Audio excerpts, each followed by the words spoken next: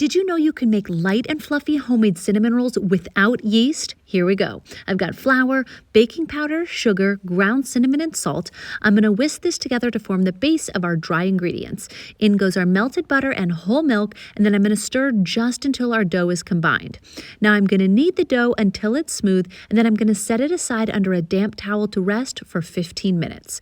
And for our filling, I've got brown sugar and ground cinnamon, and then it's time to roll out the dough. I'm going to lightly flour my work surface, add my dough, and roll it until it's about 1/8 of an inch thick.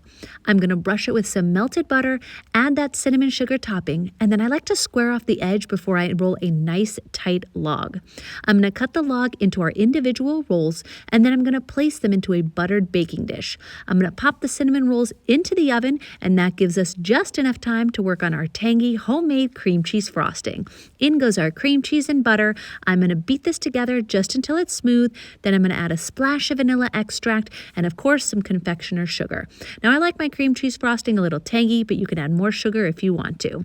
And just like that, you've got the best homemade cinnamon rolls in less than an hour. Grab the recipe on justataste.com.